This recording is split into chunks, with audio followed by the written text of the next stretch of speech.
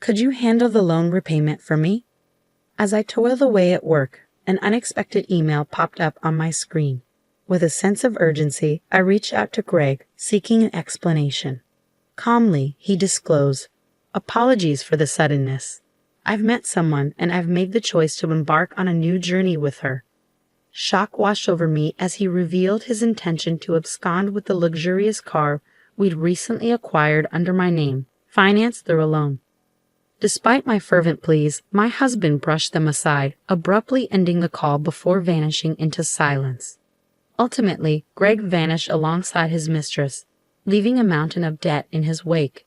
As a mother to our 10-year-old son, I found myself thrust into an unimaginably unjust circumstance. Lost and overwhelmed, I grappled with a mind rendered blank by the enormity of it all. At 35 years old, Hannah, found myself navigating uncharted territory. Greg, my husband, shared the same age, and together with our son Ryan, we were once a family of 3. Since he was young, Ryan had displayed remarkable intelligence, often delving into papers on the computer and seeking my opinion on them. Despite my own bewilderment at the complexity of the topics, I couldn't help but marvel at his intellect.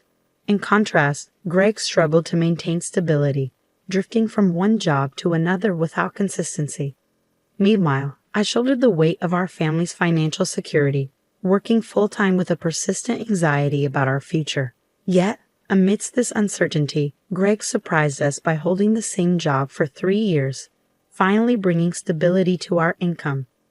During this period, Greg expressed a desire to create lasting memories as a family, prompting us to invest in a $35,000 camper van. However, his inability to pass the loan review led to me taking on the financial burden in my name. Then, on the eagerly anticipated day of the van's delivery, I was blindsided by an abrupt email from Greg. His message conveyed his intention to claim the camper van since the loan was in my name, leaving me responsible for the repayments. Bewildered, I immediately reached out to him, desperate for clarity on his sudden decision. As I toiled away at work, an unexpected email notification caught my attention. "What's this about?" I inquired, my heart pounding with apprehension. Greg's voice on the other end was unsettlingly calm as he delivered the shocking news. "I've fallen for someone else and decided to pursue a relationship with her." Stunned, I struggled to comprehend his words. "What do you mean?" I pleaded, my voice trembling with disbelief. His response was callous. "It started as a fling, but it's become serious. I'm starting a new life with her. Goodbye." With those words, he abruptly terminated the call, leaving me reeling in shock. That exchange marked the moment I realized the depth of Greg's betrayal, a devastating blow that left me shattered. Despite our previous disagreements and the looming threat of divorce, I never fathomed he would take such drastic action. I had the divorce papers ready, I recalled bitterly. He promised to file them. Yet, as I searched for them, I discovered they were gone, leaving behind only a lingering sense of betrayal. Returning home from work, I found myself staring at the empty drawer where the divorce papers had once resided, a silent testament to the shattered remnants of our marriage. In their absence, I was left burdened with the weight of a substantial debt from the $35,000 car loan we had taken. Despite my desperate attempts to reach out to Greg through emails and calls, my pleas for closure remained unanswered, leaving me adrift in a sea of unanswered questions. Ryan, ever perceptive, noticed my recent change in demeanor and approached me with concern after dinner. "Mom, what's going on? You haven't been eating much lately." "Are you all right?" he inquired, his voice laced with worry. "Oh, I'm just a bit tired, I guess," I replied, attempting to brush off his concerns. "Did you know that when people lie, they tend to look up to the right?" Ryan remarked, his observation catching me off guard. "I've noticed Dad hasn't been home for 3 days. Did something happen between you two?" He pressed further. Taken aback by Ryan's astute questions, I took a deep breath, realizing I could no longer evade the truth. With a heavy heart, I made the decision to confide in him. "Well, you see," I began, preparing to lay bare the painful reality of our situation. "I understand," Ryan responded calmly, surprising me with his composed demeanor. "It's not entirely unexpected given how things have been lately." Despite his outward composure, I couldn't help but feel a pang of sadness for him. I knew that beneath his brave facade, he must be hurting. As I struggled to cope with the weight of our fractured family, I threw myself into work, desperately trying to distract myself from the turmoil within. However, my body betrayed the facade of strength I sought to project, and my health began to deteriorate. Despite my attempts to soldier on, I found myself unable to even stand during a training session at work, eventually collapsing from exhaustion. When I awoke, disoriented and frightened, I found myself in a hospital room, surrounded by concerned faces. The doctor's diagnosis cut through the haze of confusion. I needed further examinations, and I was to remain hospitalized. Feeling utterly defeated, I couldn't help but berate myself for succumbing to what I believed was merely emotional stress. In that moment of vulnerability, Hannah couldn't shake the overwhelming sense of self-reproach and despair. As I lay in the hospital bed, staring at the IV drip snaking into my arm and the sterile expanse of the ceiling above, tears welled up involuntarily. In that vulnerable moment, Ryan burst into the room, his usually composed demeanor shattered by concern. Hastily, I wiped away my tears, trying to summon a reassuring smile as he approached. "What's wrong, Mom? Is it serious? You're going to be okay, right?" Ryan's voice quivered with worry, his young face etched with fear. "Of course, sweetie. I'm not going anywhere," I reassured him, mustering all the strength I could. His relief was palpable as he explained. "The school called me and said you were rushed to the hospital. I was so scared. I thought—" His words trailed off, a poignant reminder of his tender age despite his usual maturity. It filled me with a renewed determination to fight, to get better for his sake. But as the days passed, my condition only worsened, and a grim diagnosis was delivered. I needed surgery, and I needed it urgently. With little time to spare, I heeded the doctor's advice and underwent the procedure, hoping for a swift recovery. A month had slipped by since Greg's abrupt departure when I finally returned home from the hospital. Amidst the pile of neglected mail, a demand letter for the car loan payment caught my eye, sending a wave of panic coursing through me. It should have been deducted automatically, I muttered, confusion mingling with frustration. With trembling hands, I checked my bank balance only to find it drastically depleted. The $20,000 that had once cushioned our finances now dwindled to a mere $33.90. Anger and betrayal surged within me as I realized the extent of Greg's deception. He did this. I seethed, a sense of helplessness washing over me. Desperate for answers, I longed to confront him, but his absence loomed large, leaving me grappling with a daunting uncertainty. Without the camper van, I found myself in a bind. I couldn't sell it to recoup any losses. Greg's departure cast a shadow over everything, plunging me deeper into despair. Witnessing my distress, Ryan reached out, placing a comforting hand on my forehead. "You look pale. Are you feeling sick again? You don't have a fever, though," he observed, his concern palpable. Physically, I was fine, but the weight of our dwindling finances bore heavily on my shoulders. Your father not only took the car but also drained our savings. With my health still fragile, I can't return to work. And now we're left with nothing, I confessed, my voice heavy with resignation. Understanding the gravity of our situation, Ryan refused to let despair take hold. "I'll deliver newspapers and I'll scour the internet for any job opportunities," he declared, determination gleaming in his eyes. Inspired by his resilience, I resolved to push through adversity. "I can't afford to be weak," I muttered, steeling myself against the challenges ahead. With a smile, Ryan echoed my determination, his unexpected suggestion sparking a glimmer of hope. As he outlined his plan to reclaim the camper van, I marveled at his ingenuity. "But how can we do that?"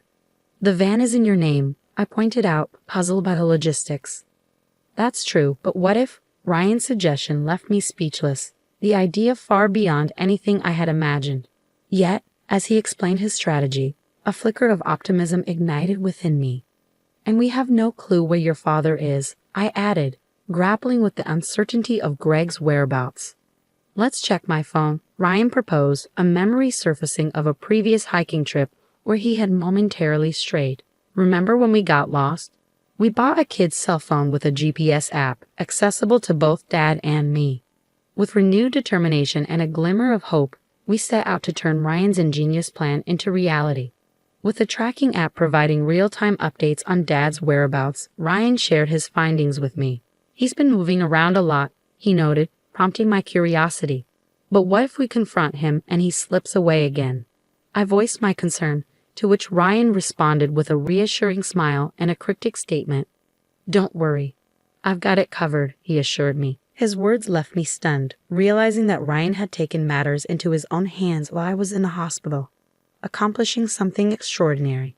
"I can't believe such a clever child came from me," I marveled, acknowledging his resourcefulness. He had even uncovered information about Greg's mistress. "All right, let's show Dad who he's crossed," I declared, ready to put our plan into action. United in purpose, my son and I meticulously prepared for the moment of reckoning. With Ryan by my side, I felt an unshakable resolve. 3 days later, a call interrupted the quiet anticipation.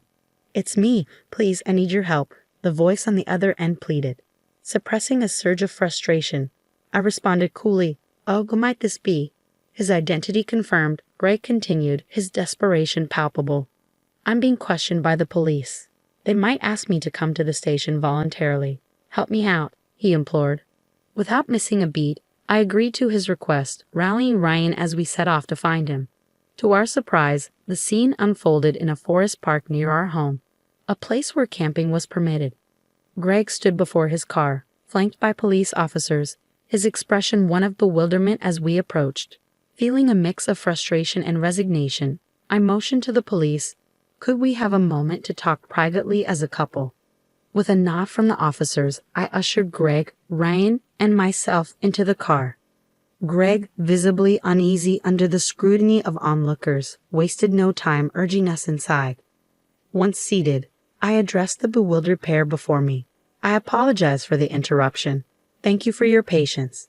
But could someone explain why the police showed up at our doorstep?" I inquired, my tone tinged with incredulity. Greg's response was laced with disbelief. "What? Why would you involve the police?" he protested, his confusion apparent. "It's quite simple, really," I countered, a hint of exasperation creeping into my voice. "My car was reported stolen, the camper van." Greg's attempt to downplay the severity of the situation only added fuel to the fire. "You filed for divorce, remember? We're not married anymore." "Technically, you're driving a stolen vehicle," I pointed out, Ryan's sharp intuition echoing my sentiments. "I didn't steal it. I just borrowed it," Greg argued weakly, his defense falling short in the face of Ryan's astute reasoning. With a calm resolve, Ryan interjected, "Well, regardless, Mom needs her car back. It would be really helpful if you could return it." Greg's protest faltered in the face of our collective determination, his earlier bravado crumbling under the weight of the truth. I extended my hand, silently demanding the keys from Greg, who reluctantly surrendered them. With the transaction completed, Ryan broke the tense silence.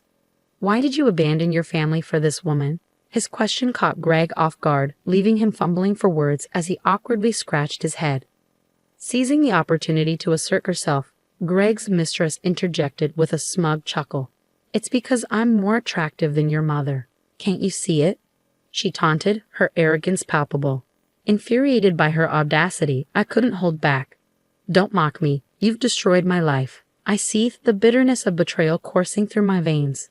As Greg and Mandy engaged in a heated exchange, the air thick with tension, no one intervened, allowing them to confront their actions head-on.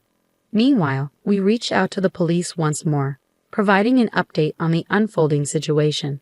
As darkness descended, the forest park became illuminated by the flashing red lights of police cars. In a moment of desperation, Greg pleaded for leniency. "I was wrong. I'll do better. Please just don't arrest me," he implored, his voice tinged with remorse. "People like you don't change overnight, especially those who are lazy," I asserted firmly, echoing Ryan's sentiment. "I can't trust you anymore. You need to face the consequences of your actions at the police station. If I end up in trouble because of this, I won't be able to repay the debts. Are you okay with that?" I challenged Greg, my voice tinged with frustration. "I have no problem with that. You can repay me after you've made amends for your wrongdoing. Take your time. I've already lined up a job for you," Greg replied nonchalantly. "Fine, let's tally it up. There's Ryan's child support and the $20,000 you stole from me. I'm not sure of the exact amount, but you'll work to repay it all," I declared, determined to hold him accountable. Turning to Mandy, Greg's mistress, I delivered a stern warning. You may think you're just a bystander, but don't forget, you're an accomplice to Greg's theft. Be prepared to face the consequences, I cautioned, my voice unwavering. Upon learning that she might be held responsible if Greg failed to return the stolen money, Mandy recoiled in fear. Desperate, she turned to her parents for assistance, only to be met with rejection. We disown any daughter who causes trouble for others, they declared, severing ties with her without hesitation. With Greg and Mandy escorted away in a police car, Ryan's clever strategy delivered the justice we sought against them. Though they were soon released from custody, they faced a substantial financial penalty. Through legal channels, I pursued $20,000 in damages from Greg. Additionally, I secured an agreement for him to pay $500 monthly in child support for Ryan. I facilitated Greg's employment at a subcontracting factory affiliated with my company, ensuring that his earnings would cover the support and other expenses owed to me, with deductions made directly from his salary. Furthermore, I sold the camper van, freeing myself from the auto loan burden. With my financial matters resolved, my health significantly improved, allowing me to dedicate myself energetically to my job. Ryan, too, stepped up, actively assisting with household tasks and errands. Determined to forge ahead, I am committed to creating a stable and secure future for Ryan, enabling him to pursue his dreams without compromise.